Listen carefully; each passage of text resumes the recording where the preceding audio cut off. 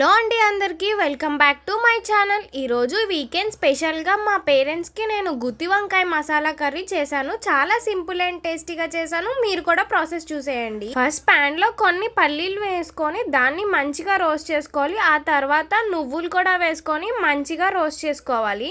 నువ్వులు మంచిగా రోస్ట్ అయ్యాయంటే అవి చిట్పట్లాడతాయి, అప్పుడు మంచిగా రోస్ట్ అయినట్టు. ఇప్పుడు వేసే ఈ స్పైసెస్ అన్ని గుత్తి వంకాయ మసాలాకి మెయిన్ హైలైట్. నువ్వులు కొంచెం బ్రౌన్ షేడ్ వచ్చిన తర్వాత అవి సైడ్ చేసేసుకొని అదే ప్యాన్ లోకి కొంచెం ధనియాలు ఇంకా మినపప్పు జీరా కూడా వేసుకొని మంచిగా ఫ్రై చేసుకోవాలి. ఆ తర్వాత దీంట్లోకి ఎండుమిర్చి ఇంకా గార్లిక్ కూడా వేసుకొని మంచిగా ఫ్రై చేసుకోవాలి. ఇవన్నీ ఫ్రై చేసుకొని వీటిని పక్కకు పెట్టుకోవాలి.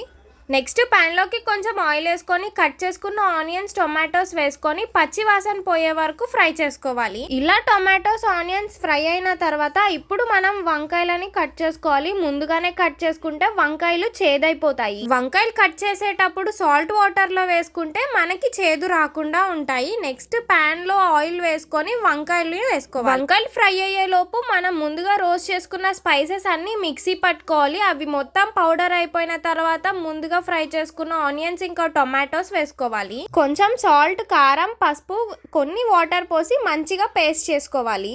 ఆ తర్వాత ప్యాన్ లోకి కొంచెం పోపు గింజలు, కరివేపాకు ఇంకా మనం పేస్ట్ చేసుకుంది మొత్తం ప్యాన్ లో ట్రాన్స్ఫర్ చేయాలి. గ్రేవీలో కావాలంటే కొన్ని వాటర్ పోసేసుకొని ఫ్రై చేసుకున్న వంకాయలు కూడా వేసి ఒక 5 minutes ఉంచేస్తే ఆ మసాలా మొత్తం వంకాయకి పడుతుంది. ఫైనల్ గా స్టవ్ ఆఫ్ చేసే ముందు కొత్తిమీరతో గార్నిష్ చేసుకోండి, చాలా టేస్టీగా ఉంటుంది. ఫైనల్ గా చాలా సింపుల్ అండ్ యమ్మీ గుత్తి వంకాయ మసాలా కర్రీ రెడీ అయిపోయింది. మీ అందరికీ నచ్చితే లైక్ చేయండి, షేర్ చేయండి, సబ్స్క్రైబ్ చేయండి. ఇలాంటి మంచి రెసిపీస్ కోసం స్టే ట్యూన్డ్.